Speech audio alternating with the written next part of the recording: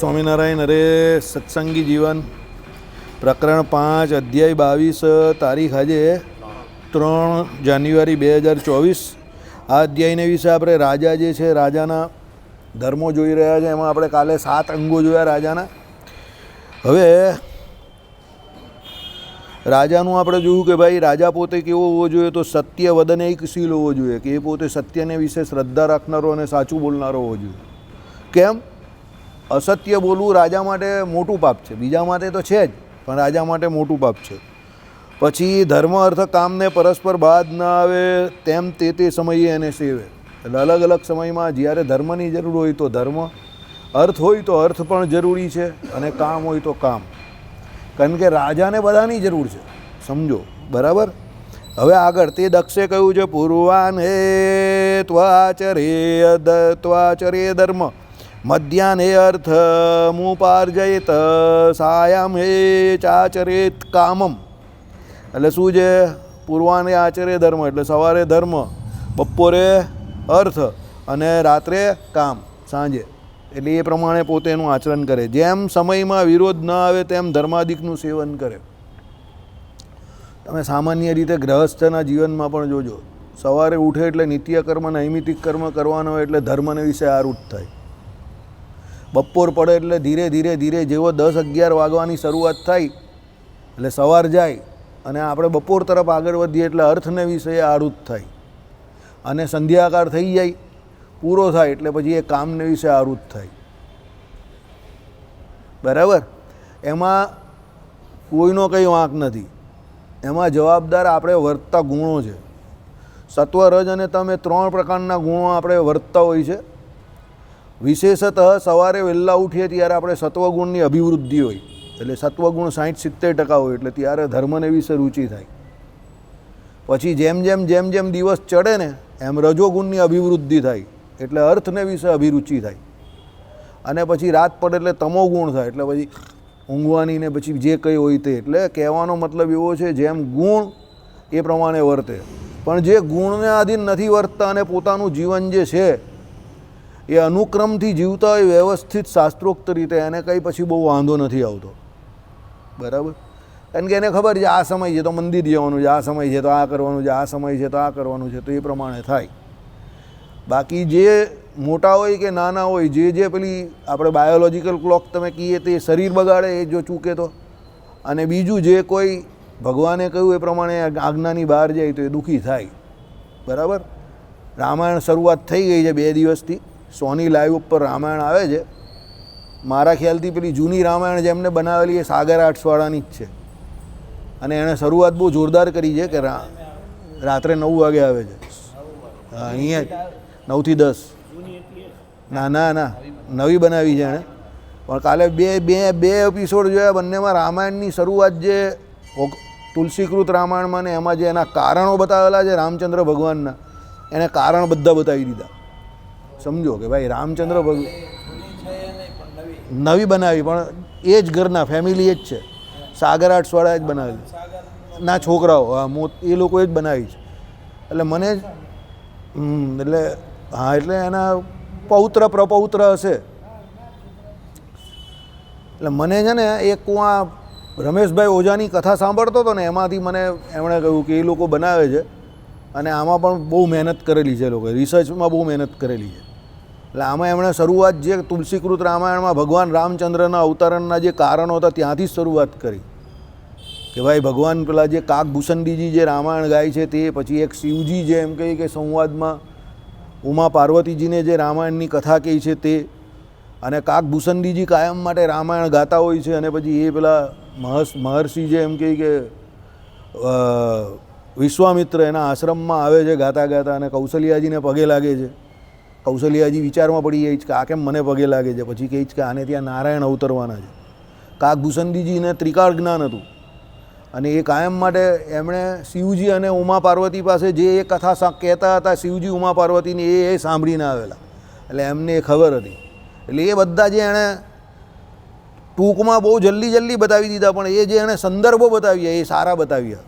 બાકી અત્યાર સુધીની કોઈ રામાયણમાં ભગવાન રામચંદ્રના અવતરણના સંદર્ભો નહીં બતાવેલા, એણે બતાવ્યા. પછી કાલે એણે રાવણ કેમ રાવણ પણ એક બહુ મોટું કારણ હતો ભગવાન રામચંદ્રજીના અવતરણનું. તો એ પણ કાલે સારી રીતે એણે બતાવ્યું, બરાબર, કે રાવણ હકીકતમાં દશાનંદના નામથી રાવણ કેમ બન્યો. રાવણનો અર્થ શું થાય? જે બીજાને કે બધાને રડાવનારો છે તે રાવણ. તો એ દશાનંદમાંથી રાવણ કેવી રીતે થયો તો એ પણ બહુ સારું બતાવ્યું. કે મહર્ષિ વિશ્રવા હતા, એની 3 પત્ની હતી.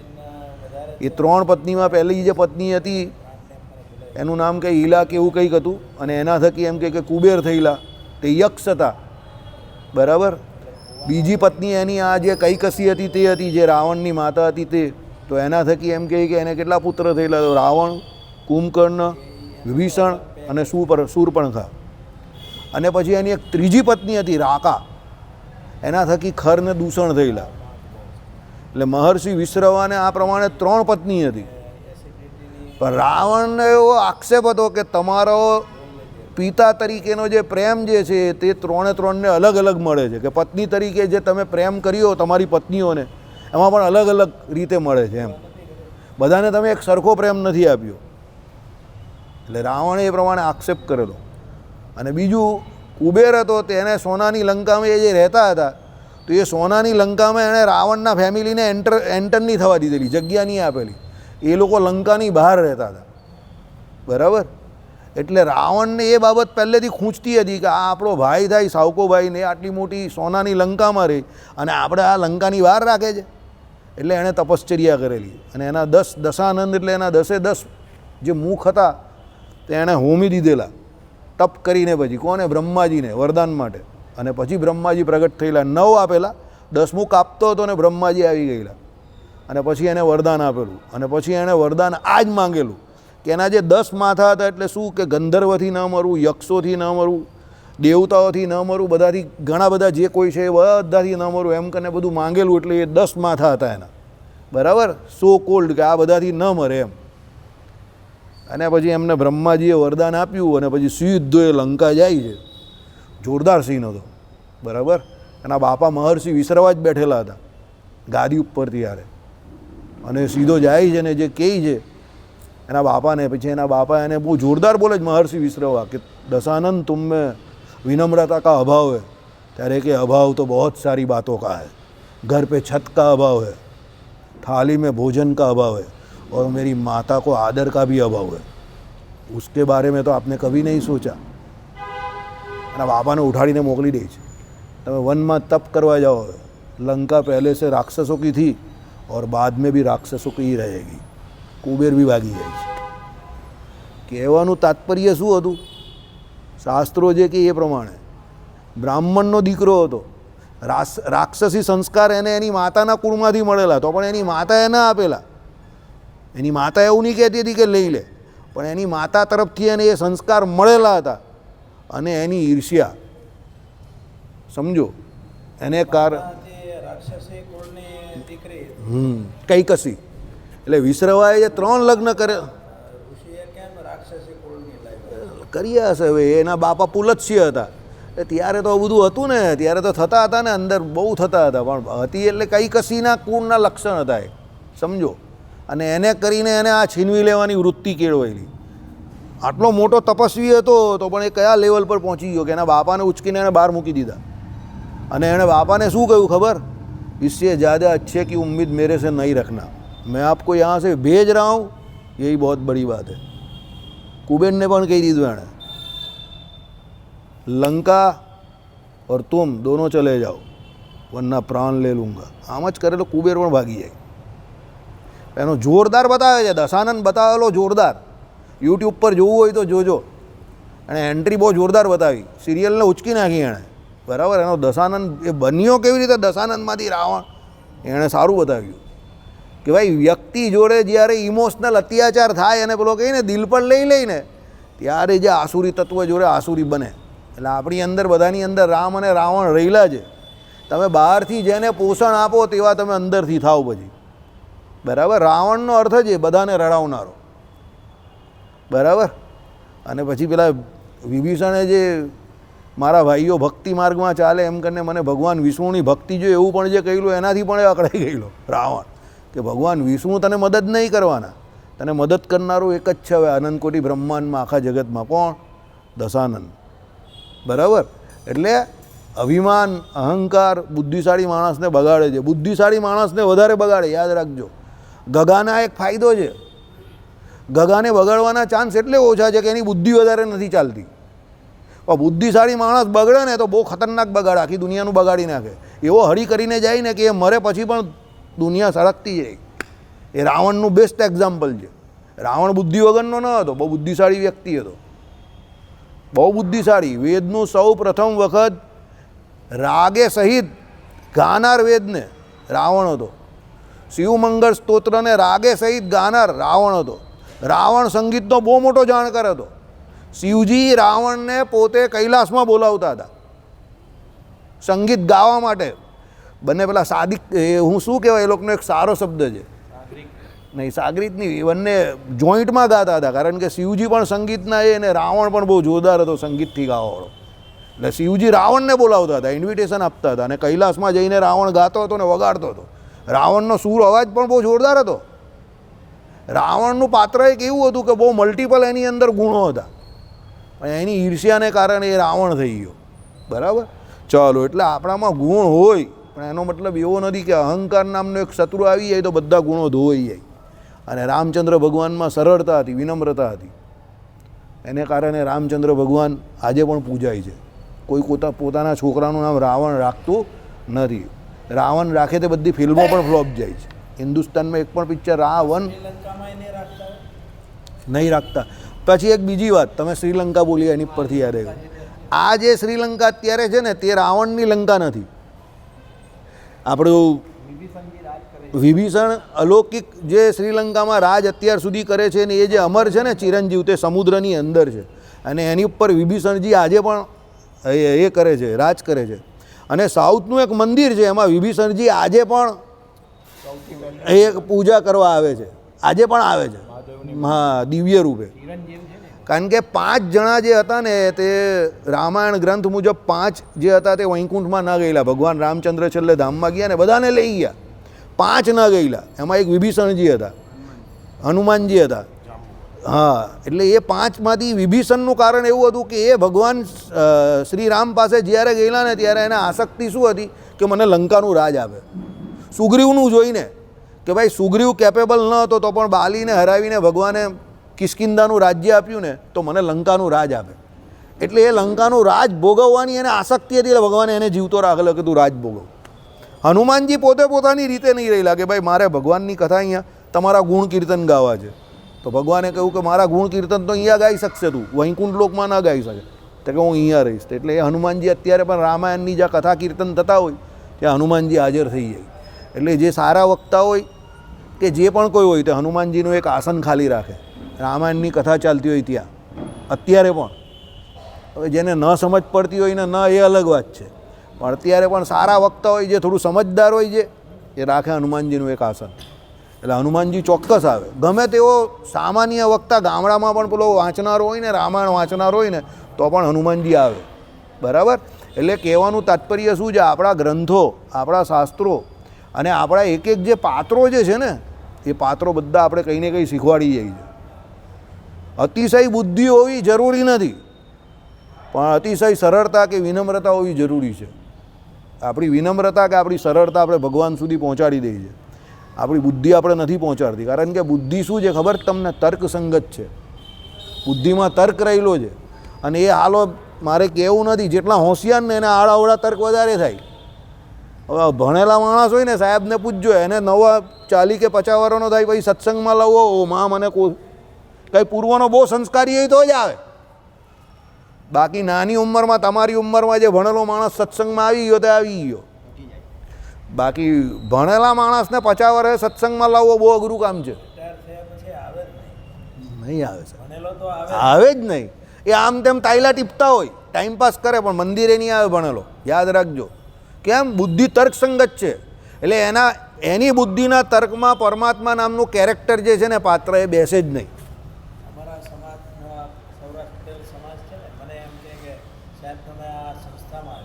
હા, બરાબર. એમાં કંઈ મજા નથી, સમજો.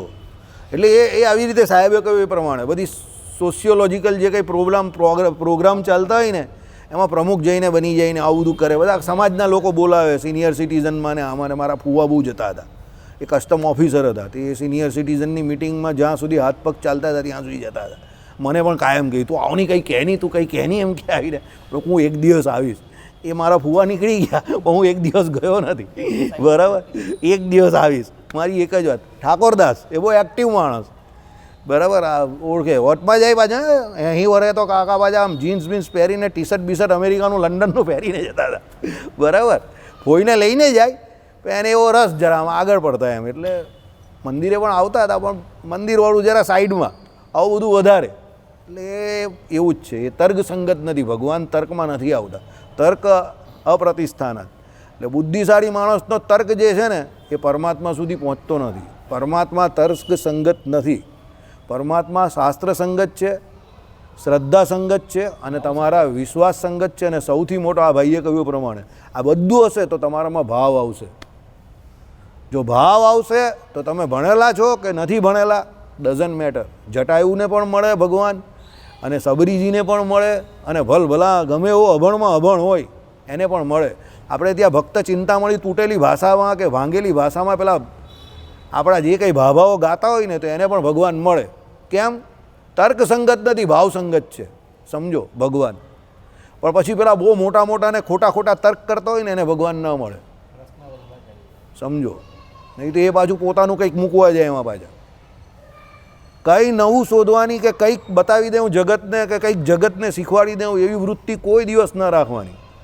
પરમાત્માની કૃપાથી પરમાત્મા આપણે જેટલું સમજાવે ને, જય સ્વામિનારાયણ, એ બધું બરાબર જ છે. નવું કરવાની કંઈ વાત જ નહીં કરવાની, કારણ કે જગતમાં કંઈ નવું થતું જ નથી.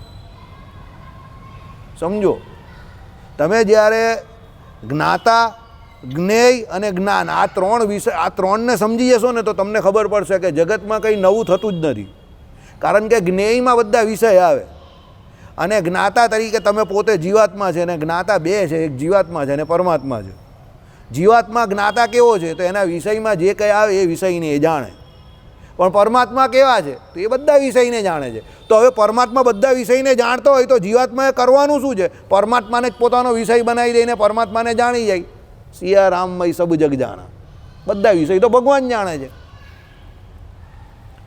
5 ને 11 વર્ષની કે 6 ને 11 વર્ષની ઉંમરમાં ધ્રુવજીને પ્રહલાદજીને ભગવાનની સ્તુતિ કરતા નહીં આવડતી હતી. ભગવાન મળ્યા તો એમની સ્તુતિ ભાગવતમાં નહીં લખેલી છે ને લોકો ગાય છે ને, તે કંઈ સ્તુતિ કરતા આવડતી હતી અમને. પણ ભગવાન નામનો વિષય શું થઈ ગયો? સિદ્ધ થઈ ગયો, એટલે આવડી ગઈ. એટલે ડોન્ટ ટ્રાય વેરી હાર્ડ. એમ પેલું લર્ન કરવા માટે, શીખવા માટે તમારામાં પેલા 12માં મને એમાં ગોખી કરે ને કે પરીક્ષામાં પૂછાઈ ગયું તો લખવાનું છે, એવી ટ્રાય હાર્ડ નહીં કરતા. ભજન કરવામાં કરજો, પણ આવું બધું કંઈક શોધી નાખવું, કંઈક કરી નાખવું, બહુ ડોન્ટ ટ્રાય સો હાર્ડ. પરમાત્મા તત્વનું, પરમાત્માનું ભજન કર્યા કરશો ને એટલે પરમાત્મા એટલા બધા સરળ છે ને કે તમને શું આપવાનું જ તે પરમાત્માને ખબર જ છે. સમજો, એ તત્વ જ એવું છે ને. આ હું તમને જે કહું ને અનુભવથી કહું છું, અભિમાનથી નહીં કહેતો, અનુભવથી કહું છું. બહુ ટ્રાય હાર્ડ કરવાની જરૂર નથી કે આ જાણી લઉં, પેલું જાણી લઉં, આ કરી નાખું, પેલું કરી નહીં. જે સિમ્પલ છે ને, એકદમ ડુ ઇઝી થિંગ્સ. સરળતાથી જે કંઈ થાય ને સહજતાથી ને સરળતાથી કરો. ભગવાન રાજી થાય એ પ્રમાણે તમને ઓટોમેટિક બુદ્ધિ પ્રદાતા ભગવાન જ બુદ્ધિ આપશે. કાલે જ પેલા મને હરિપ્રકાશ શાસ્ત્રી પૂછતા હતા, એ કથા કરે ને હમણાં ભાગવતજીની, તો કોઈ એમને પૂછવું આવ્યું પેલું ઈયર અને ભમરીવાળું. ભમરી પેલી ઈયર થઈ જાય જ ને, ઈયર અને ચટકો ભરે તો વચનામૃતમાં મહારાજે ઉદાહરણ આપેલું જ ને. તો કોઈ બુદ્ધિશાળી વ્યક્તિએ એમને પ્રશ્ન પૂછ્યો, હશે કોઈ ભણેલો જ, કે આ એમ કહે કે ઈયર ચટકો ભરે ને ભમરી ઈયર થઈ જાય તો પછી એમાં જેન્ડર ચેન્જ થાય કે સ્વભાવ ચેન્જ થાય? ઇન્ટેલિજન્સ સવાલ છે, બહુ ઓછાને થયો હોય. હવે જેન્ડર ચેન્જ થાય ને સ્વભાવ ચેન્જ થાય, હું તમને સમજાવું પહેલાં. ઈયર અને ભમરો, તો ભમરો કઈ જાતનો કહેવાય? પુલ્લિંગ થયો, અને ઈયર સ્ત્રીલિંગ થઈ. પેલા એક શું કર્યો, ડંખ માર્યો ઈયરે, તો ભમરું પછી શું થઈ ગયું? ઈયર થઈ ગઈ. એવું આવે, બરાબર. તે કહી ગઈ આખી બદલાઈ ગઈ, તો જાતિ જ બદલાઈ ગઈ આખી, અને લિંગ પણ પરિવર્તન થઈ ગયું. તેમ કે એમાં લેવું કેવી રીતે આમાં? તો મને હરિપ્રકાશ શાસ્ત્રી પૂછતા હતા, એમણે યુટ્યુબ પર જોયું તો આખું કન્વર્ઝન યુટ્યુબ પર પણ બતાવેલું છે કે આવી રીતે ચટકો ભરે ને આમાંથી આ પ્રમાણે કન્વર્ઝન થાય. ભાઈ મને એમણે પૂછ્યું કે આમાં લોજિક શું સમજવું? મેં કહું એ વચનામૃત પર્ટિક્યુલરલી જે ટૉપિક પર છે એમાં મેં કહું મને એવું લાગે છે કે તમે જેનો સંગ કરો એના જેવા થાવ. એટલે મહારાજે જે કહ્યું એ પ્રમાણે કે જેને ભગવાનને વિશે પ્રીતિ જે છે અને જે એમ કહે કે ભગવાનની મૂર્તિને ધારીને રહેલો છે તે ભગવાનને વિશે લીન થઈ જાય છે. આવો શબ્દ મહારાજે વાપરો છે. પછી નીચે ટીકામાં લખેલું છે કે અહીં લીન થઈ જવું એનો અર્થ પાણીમાં પાણી મળે એ પ્રમાણે લીન થઈ જવું નહીં, પણ ભગવાનની મૂર્તિને વિશે પેલો રસબસ એટલો થઈ જાય છે કે એ ભગવાનની મૂર્તિમાં એટલો બધો રસબસ થઈ જાય છે કે પોતે પોતાને ભૂલી જાય છે. जब मैं था, याद रखो, जब मैं था तब हरि नहीं था, जब हरि है तब मैं नहीं हूँ. આનું શ્રેષ્ઠ ઉદાહરણ છે. શું? जब मैं था तब हरि नहीं था, लेकिन जब हरि है तब मैं नहीं हूँ. એટલે જ્યાં સુધી આપણે આપણું હું પણ છે, અહંકાર કે હું હું ફલાણો ઢીમકો, ત્યાં સુધી હરિ આપણી પાસે આવતા નથી. હોય છે અંદર પણ પ્રગટ થતા નથી. અને જ્યારે હરિ પ્રગટ થાય છે ત્યારે તું કોણ ને હું કોણ, પછી આપણે આપણી જાતનું ભાન જ નહીં રહેતું. એસી લાગી લગન મીરા હો ગઈ મગન. તમે એને એન્જોય એટલા કરો છો કે તમે કોણ છો પોતે જ તમે ભૂલી જાઓ. એવું તમારી જોડે પણ થાય છે.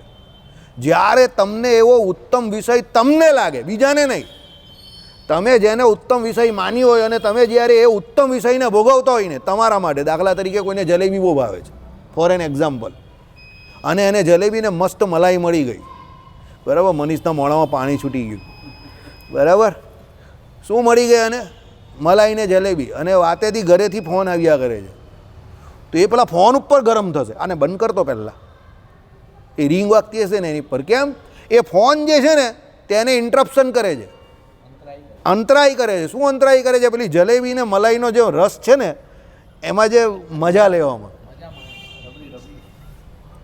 જે હોય તે રબરી જલેબી, હવે શબ્દો પણ નહીં જતા, જે હોય તે એ તમને વિક્ષેપ લાગે છે. ત્યારે વાગે તો મોબાઈલ છે, આખા દિવસમાં તમારા 50 મોબાઈલ આવતા હશે, પણ પેલો રબરી જલેબી ખાઈ છે ત્યારે આવ્યો ને તમને આમ પેલો ફોન પર ગુસ્સો આવે છે અને ફોન કરનાર પર પણ ગુસ્સો આવે છે. સમજો કેમ?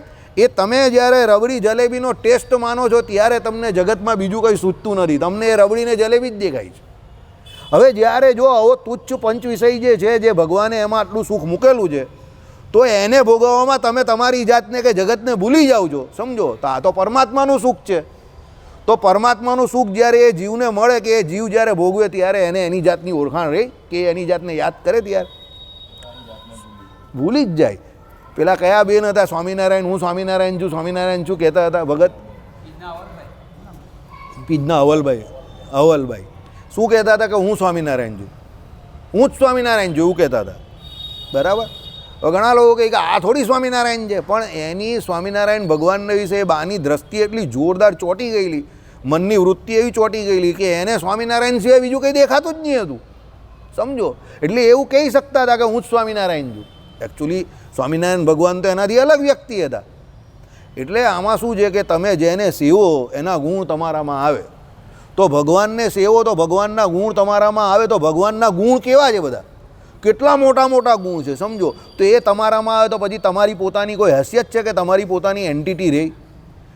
એન્ટિટી હું તો રહી છે, જીવાત્મા રહી છે, પણ પેલા ધર્મોનું સાધર્મ્યપણું જે થઈ જાય જ ને, તો પરમાત્માના ગુણ એટલા બધા અનંત અનવધિક અતિશય છે કે તમારા ગુણ એમાં નલિફાઈ થઈ જાય છે. સમજો, લોજિક જરા સમજજો, જરા ઉપરની વાત છે, લેવલની.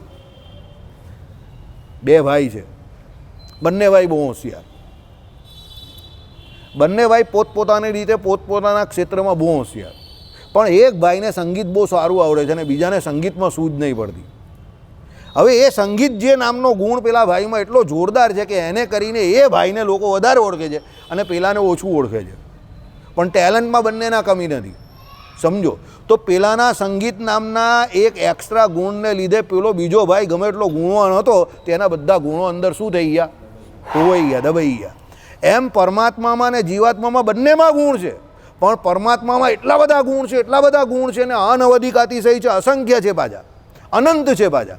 તો એ ગુણ જ્યારે આપણે જીવ એને ફીલ કરે, એને ભોગવે, ત્યારે આપણા જે નહિવત એટલે થોડા ઘણા જે ગુણ રહેલા છે તે બધા ગુણ કેવા થઈ જાય? આપણા માટે એકદમ નહિવત થઈ જાય. કારણ કે ભગવાન સમાન ધર્મયોગ તો આપે જ છે.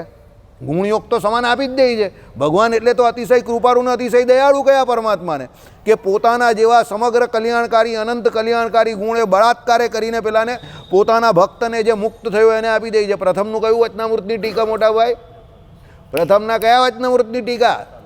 43 43 પ્રથમના 43માં વચનામૃતની ટીકા. મમ સાયુજ્ય, કે એ ભગવાન પોતે પોતાના અનંત કલ્યાણકારી ગુણ. હવે સમજો, ભગવાન જ્યારે પોતાના ગુણ પેલા જીવને આપે તો પછી એની તો વાત જ કા. મોસાળે જમણવારને મા પીરસનાર હોય તો જલસા થઈ જાય. તો આ તો અનંત કોટી બ્રહ્માંડનો કોણ છે?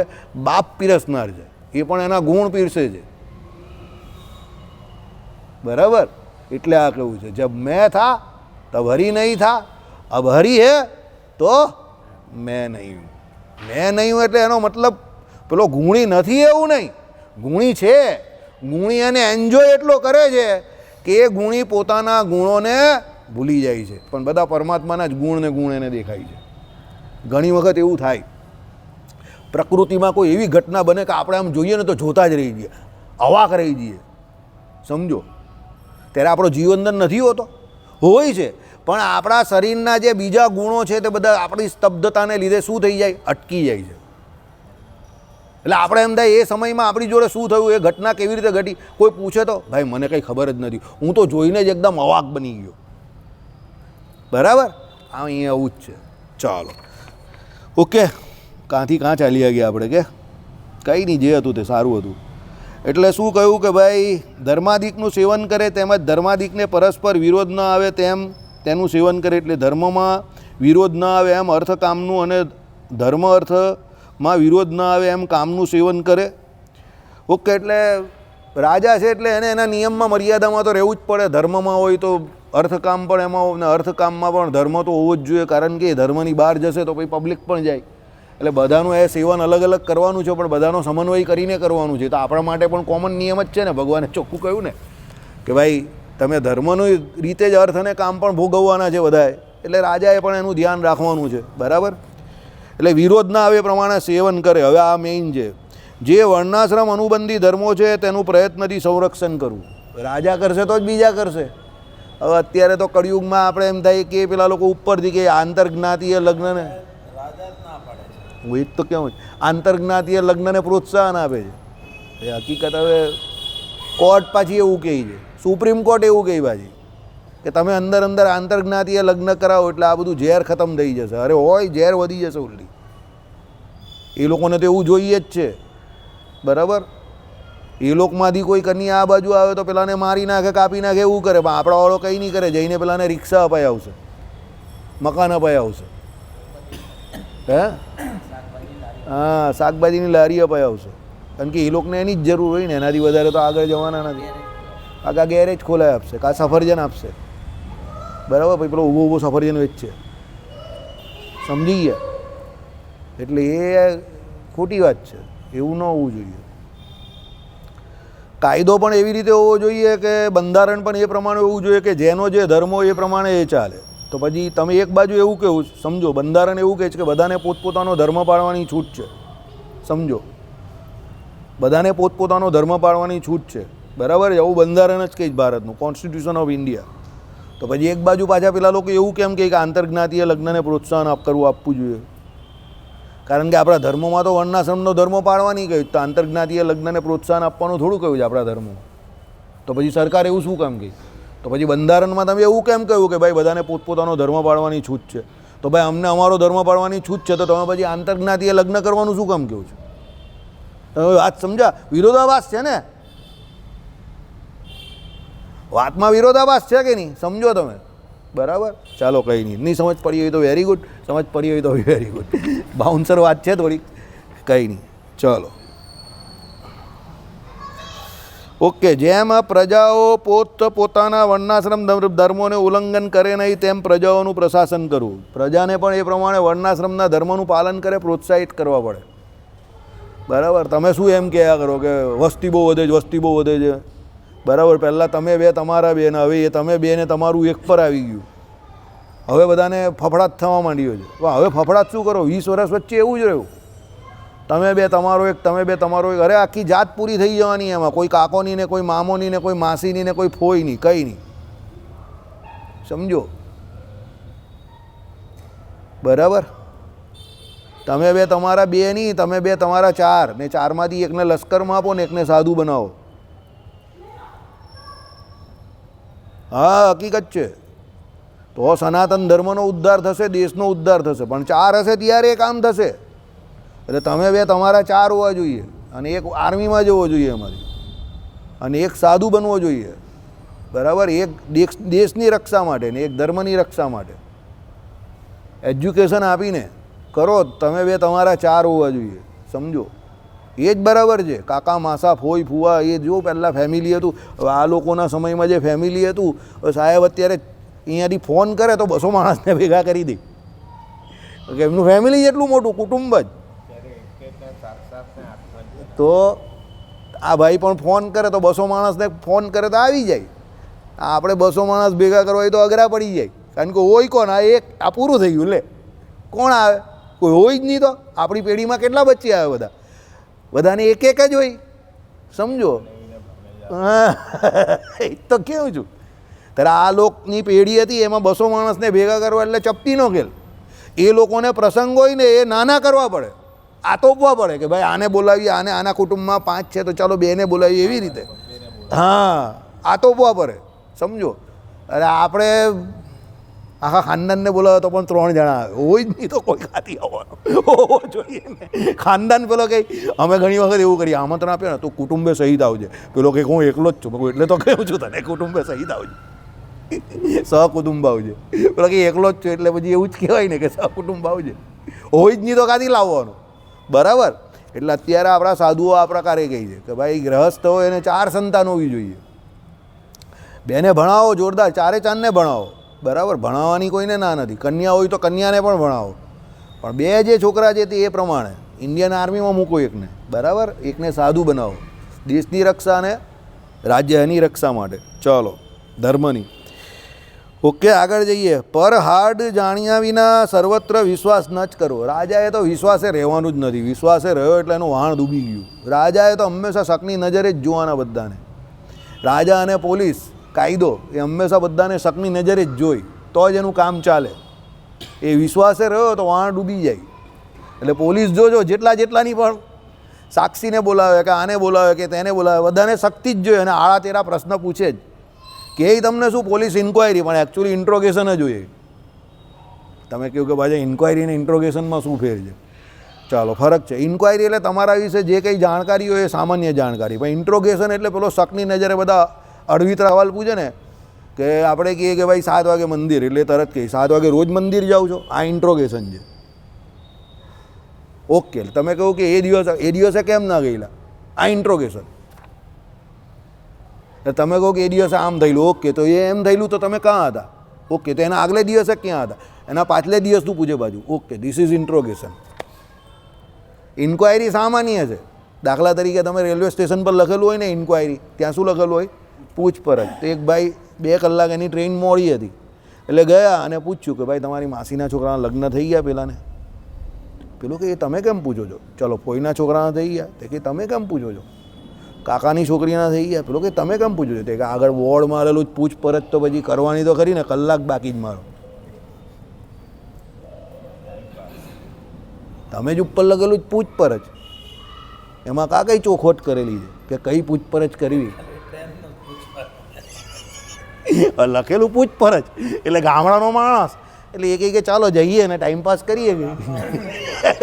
અમે ગામમાં આવું કરીએ કે કોઈ નવરો બેઠેલો હોય તો જઈને પૂછી લઈએ કે તારી મામાની દીકરીનું થયું, તારી કાકાની દીકરીનું થયું, કેમ મારો ફોઈનો દીકરો જે છે ને 30 વર્ષનો થઈ ગયો ને નવરો છે, આવ એની જોડે કરવાનું છે. એટલે પૂછો કે ભાઈ પૂછપરછ કરવા આવ્યો, તું નવરો તો છે, આવ કે આના માટે થોડો બેસાયેલો સરકાર.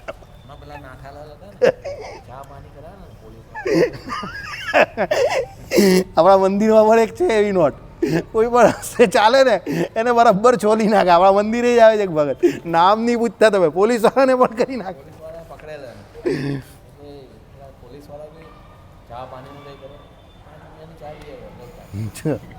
ને પાણીનો ગ્લાસ પણ હાથમાં. હા, એટલે આપણા મંદિરના એક સત્સંગી છે, તો એ ગાડી લઈને જતા તો પકડાય એમને પોલીસવાળા. લઈ ગયા તે કે પોલીસવાળો કે ભાઈ ચા પાણી કરાવો નહીં. તે ગયા બહાર તે કે કાં ચાલ્યા કાકા? તેમ કે આવું છું, તમે વિશ્વાસ રાખો. ગાડી મૂકીને જ ગયા. એટલે પોલીસવાળાને થયું કે કંઈ પૈસા પૈસા લેવા ગયા એટલે ગયા સામે ચાની લારી પર ચા લઈને આવ્યા અને સાથે પાણીનો ગ્લાસ. પોલીસને કહી આ ચા ને આ પાણી લેવું તમારે, બોલો તમે તમને ચા પાણી જોઈએ છે, આ ચા આપી દીધી ને આ પાણી, બોલો હવે શું કરું? પોલીસવાળા બી અકળાઈ ગયા નથી. તને પહેલો બહાર કાઢ, બહુ મોટી નોટ છે બરાબર, આપણા મંદિરે જ આવે છે નોટ. તમને લોકોને હસવું આવે પણ આવું કરેલું છે ને બરાબર. એટલે દુનિયામાં બધી ભલભલી નોટ છે ને આપણું હોશિયાર જ છે. એટલે એ શું છે, ગગા બનવાની એક્ટિંગ કરે છે. એવી એ એક્ટિંગ એવી કરે છે ને કે કોઈને પણ એવું લાગે કે આ ગગો છે, પણ એકચ્યુઅલી એ બહુ હોશિયાર માણસ છે. એને શું અચ્છા ના પાણી, બોલો સાહેબ હવે શું લાવવાનું છે? સાહેબ કહે કે તું જા અહીંયાથી, તું કાંઈ જ ખોટો નીકળ બરાબર. પછી મને એ ભગત અહીંયા આવીને કહ્યું કે મને કાલે પકડેલો ભગત, ચા પાણી માંગ્યા, હું તો બહારથી લઈ આવ્યો ને આપી દીધી ચા પણ ને પાણી પણ બરાબર. હું તમને કંઈ નહીં કરે કોઈ. એટલે છે આપણા મંદિરમાં એટલે રિઝર્વ બેંકમાં ન વટાવાય એવી નોટો આવે છે. રિઝર્વ બેંક પણ ના પાડી દે કે ભાઈ અમારું ચલણ નથી, આ રામપુરા સ્વામિનારાયણ મંદિરનું ચલણ છે, અહીંયા જ ચાલે. ચાલો આગળ જઈએ. ઓકે, એટલે કોઈનો વિશ્વાસ કરવો નહીં પર હાર્ડ જાણ્યા વિના. એટલે સામેવાળાનું પર હાર્ડ એટલે એનો મતલબ એવો કે એનો ઓપિનિયન, વ્યક્તિને ઓળખવો. તમે કોઈ વ્યક્તિને કંઈ તરત થોડો ઓળખી નાખો. આજકાલ તો લોકો બહુ જાલસા જ હોય છે. તમારી જોડે મિત્રતા પણ એટલે કહેવાય કે તમારી જોડે સંબંધીએ કે એનો પોતાનો લાભ જોવા માંગતો હોય. રાજા જેવો મોટો માણસ હોય તો એનો લાભ તો બધાને જ જોઈતો હોય, સમજો.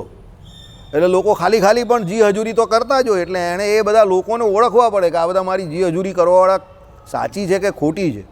એટલે એને જાણ્યા વગર કંઈ કોઈનો વિશ્વાસ ન કરાય, બરાબર. કાલે આપણે ના જોયું ભારતનું સૌથી વધારે ઊંધું કેમાં વળેલું છે? વિશ્વાસમાં, બરાબર. ભારતના લોકો બહુ જલ્દી વિશ્વાસમાં આવી જાય, એટલે એને કારણે આપણું બહુ ઊંધું થયું છે અત્યાર સુધી.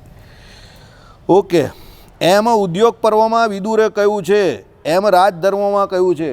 આ ઉદ્યોગ પર્વ કયા શાસ્ત્રમાં આવે છે તે બોલજો. આ મોટાભાઈ સિવાય કોઈ બોલતું નહીં તો એને એના જય સ્વામિનારાયણ. ચલો મોટાભાઈ બોલો, આ ઉદ્યોગ પર્વમાં વિદુરજીએ કહ્યું છે, આ ઉદ્યોગ પર્વ કયા શાસ્ત્રોમાં આવે છે?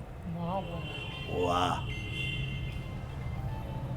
બોલ, હું ગેરંટી જોડે કહું આને આનો જવાબ આવડો ને, અહીંયા બેઠેલા 5 જણાને ના આવડતો હતો, 5 થી 7 જણાને.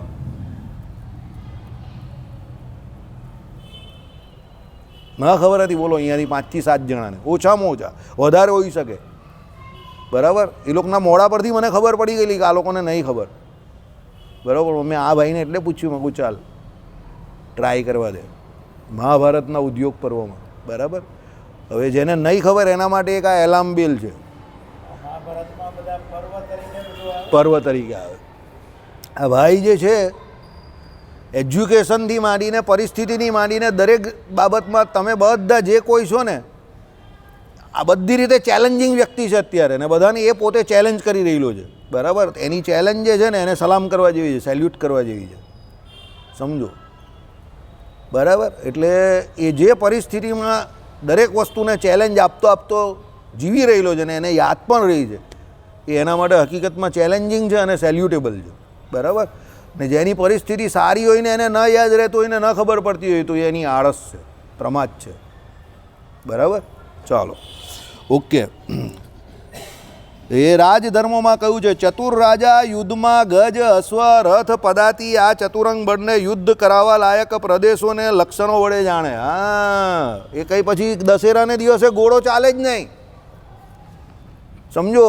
તમે એને રોજ જોવું નહીં કે ભાઈ કયો હાથી કેટલું કામ કરે છે કે યુદ્ધમાં કેટલો ફાસ્ટ દોડે છે. એ તમારે યુદ્ધમાં ને પરીક્ષણ જે કરવાનું હોય તે કરવા પડે. આપણે ત્યાં મોક સેશન જે કહેવામાં આવે ને, મોક સેશન કરે ને, આ બધા મોકડ્રીલ કરે ને, તે મોકડ્રીલ શું છે કે ભાઈ એમાં મોકડ્રીલમાં તમારે એ જોવાનું હોય કે રિયાલિટીમાં આતંકવાદી આવે તો પછી તમારે શું એક્શન લેવાનું છે, સમજો. તો એ માટે ટ્રેનિંગ આપે કે ચાલો ભાઈ, ફોર એન એક્ઝામ્પલ, સંસદ પર આતંકવાદીઓએ હુમલો કર્યો તો ત્યાં જે કોઈ અત્યારે એમ કહે કે આહૃત થયેલા લોકો છે ડિફેન્સમાં માટે જે ઊભા રહેલા છે સૈનિકો, એણે શું કરવાનું તાત્કાલિક પહેલાં, બરાબર. તો એ પ્રમાણે રાજાએ પણ ધ્યાન રાખવાનું હોય કે ભાઈ એને યુદ્ધ ઓચિંતો કોઈ શત્રુ ચડી બેસે તો એના હાથી જે છે તે, એના ઘોડા જે છે તે, એના રથો જે છે તે, એના જે કોઈ સૈનિકો જે છે તે, એના પ્રધાન સેનાપતિઓ એ બધા રેડી છે, સમજો, બરાબર. એટલે રાજાને કોઈ દિવસ રજા હોતી નથી, એ નામનો જ રાજા હોય છે. There is no holiday for king. રાજાને રજા નથી હોતી, બરાબર.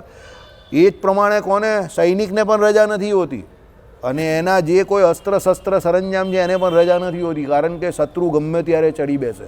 એટલે એલર્ટ મોડમાં રહેવું પડે, હંમેશા સાવધાન. વિશ્રામ એ લોકો માટે હોતું જ નથી, સાવધાન જ હોય કાયમ માટે, બરાબર. એટલે શું છે કે ભાઈ ગજ અશ્વ રથ પદાતી આ ચતુરંગ બંને યુદ્ધ કરાવવા લાયક પ્રદેશોને લક્ષણો વડે જાણે, બધાને જાણે એ લક્ષણો વડે કે ભાઈ આનું શું છે, આનું. આમાં તમે જોજો બધાનું અલગ અલગ હોય. પાંડવોનું જો તમે, યુધિષ્ઠિર ભાલામાં નિષ્ણાત હતા, એ ભાલો બહુ જોરદાર ચલાવતા હતા, અને એવું કહે કે સંસારમાં એના જેવો ભાલો કોઈ ચલાવતા નહીં હતા એ સમયમાં. ભાલા ચલાવવામાં એમની બહુ સ્પીડ હતી. ભીમસેન ગદા, અર્જુન સિંહ તો તમને ખબર જ છે, ધનુષ. સહદેવ જે હતા તે કેમાં હતા, તલવાર. અને નકુળ, એટલે બધાના અલગ અલગ આયુધ હતા. એટલે એમાં કહ્યું કે રાજાઓએ એને જોવું પડે કે બધાનો કેમાં રસ છે અને કોણ કેમાં કેટલો વધારે પાવરફુલ ને શક્તિશાળી છે, બરાબર. એટલે તો છેલ્લે પેલો દુર્યોધન પેલા તળાવને વિશે સ્નાન કરતો હતો, અને ભગવાન શ્રી કૃષ્ણને પાંડવો એની પાસે પહોંચ્યા, અને યુધિષ્ઠિરે સામેથી કહ્યું કે ભાઈ તું અમારામાંથી 5 ભાઈમાંથી કોઈ એકને સિલેક્ટ કરી લે, અમે તારી જોડે તું કે એ પ્રમાણે દ્વંદ્વ યુદ્ધ કરવા તૈયાર છે. તો ભગવાન શ્રી કૃષ્ણ કહે કે તને દરેક બાબતમાં જુગાર રમવાની આદત પડી ગયેલી છે. શું કહ્યું ભગવાન શ્રી કૃષ્ણએ યુધિષ્ઠિરને કે તને દરેક બાબતમાં જુગાર રમવાની આદત પડી ગઈ છે. કેમ? હવે સમજો, ફોર એન એક્ઝામ્પલ, ભીમસેનને ગદાયુદ્ધ માટે લલકાર્યા કોણે? દુર્યોધને. એ જ ગદાયુદ્ધ માટે અર્જુન તો થોડી ઘણી ટક્કર આવે, પણ સદેવ નકુલને કહી દેતે તો એ તો જીતી જ જતે. તો પાંડવો જીતેલું યુદ્ધ હારી જતે, બરાબર. પણ યુધિષ્ઠિરને પણ આવી આદત હતી, સમજી ગયા. એટલે ઘણી વખત તમે છે ને જાણી જોઈને એવું કરો તમારા જીવનમાં, ફૂલટોસ આપો તો સામેવાળો પછી બેટ તો ગુમાવે ને, ફૂલટોસ તો ન કાંઈ, સમજો. તો યુધિષ્ઠિરે આ ફૂલટોસ નાખી દીધેલો છેલ્લી બોલે. એટલે ભગવાન કહે કે इसको बात में जुआ खेलने की आदत हो गई है अभी, સમજી ગયા. એટલે દરેક બાબતમાં જુગાર નહીં રમવાનો. પછી ધર્મજ્ઞ તમે હોવ કે ન હો, યુદ્ધ ચાલે છે, યુદ્ધ ચાલે ત્યારે ધર્મની વાત ન કરવાની, શત્રુનું પરીક્ષણ પહેલાં કરવાનું, શત્રુ કેમાં પાવરફુલ છે, અને શત્રુ અત્યારે મરી રહેલો તેને મારી નાખવાનો પૂરેપૂરો.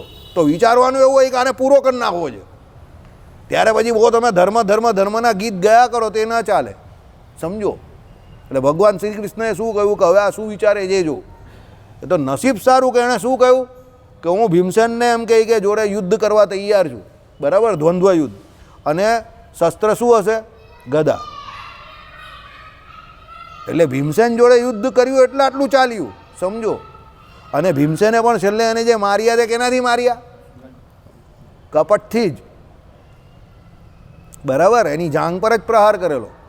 અને ગદાયુદ્ધમાં છાતીના ભાગથી નીચેથી આ કમરના નીચે પગ પ્રહાર નહીં થાય, પણ ભીમસેને મારી દીધી ગદા. ભગવાન શ્રી કૃષ્ણે જ કહ્યું તું ત્યાં માર ત્યો જ આ મરશે, બાકી આ મરે એવો નથી, બરાબર. એટલે કહેવાનું તાત્પર્ય શું છે? અધર્મી હતા કૌરવો, તો અધર્મનું મૂળ ઉખેડવા માટે પછી ભગવાન કહે કે હવે આપણે હું જેમ કેમ તે જ ધર્મ, તમે જે કહો એ ધર્મ નહીં. તો પણ યુધિષ્ઠિર ઘણી વખત મહાભારતના યુદ્ધમાં ને એમાં એની પોતાની ધર્મની વાત કરતા હતા. એટલે ધર્મ ભગવાન શ્રી કૃષ્ણને સાપેક્ષ હોય એ ધર્મ યાદ રાખવાનો. બીજા ઘણા બધાએ ધર્મની વ્યાખ્યા આપેલી છે, પણ પરમાત્મા જ્યારે પોતે હોય ત્યારે પરમાત્મા જે કહે તે જ ધર્મ, યાદ રાખજો. हाँ, जो मैं कहता हूँ वो करो, इतिहास मत पूछो. એટલે ભગવાન જે કે એ જ ધર્મ, બરાબર. પછી યુધિષ્ઠિરવાળો ધર્મ ત્યારે ન જોવાય. બાકી મહાભારતમાં ધર્મો યુધિષ્ઠિરના મોડેથી બધા ઘણા બધા સારા અને સાચા જ છે, પણ જ્યાં ભગવાન પોતે કહેતા હોય ત્યાં પછી યુધિષ્ઠિરનો ધર્મ ન જોવાય. પછી છેલ્લે યુદ્ધ પૂરું થઈ ગયું પછી પણ જે યુધિષ્ઠિરને સ્વરૂપ નિષ્ઠાની હતી ને ધર્મનિષ્ઠા બહુ પ્રધાન હતી ને એ પછી રડવા માંડ્યા, આ મામો મરી ગયો, કાકો મરી ગયો, ફૂવો મરી ગયો, દાદો મરી ગયો, શોક કરવા માંડ્યા. ભગવાન કે એ તો બધાને મારવાના હતા ને મરી ગયા તો મરી ગયા, હવે હું ચિંતા કરે છે? રાજપાટ ભોગવ શાંતિથી, સમ્રાટ યુધિષ્ઠિર રહી ગયા હવે તો પણ એનો કંઈ શોક બોક ગયો નહીં. ભગવાને સમજાયા, પછી ભીષ્મ પિતા પાસે ગયા તો પણ એની કંઈ જોઈએ એવું કંઈ બહુ ફરક પડ્યો નહીં. કેમ? એની ધર્મનિષ્ઠા પ્રધાન હતી એટલે. અને અર્જુનજીને સ્વરૂપનિષ્ઠા પ્રધાન હતી એટલે એને બહુ શોક થયો નહીં.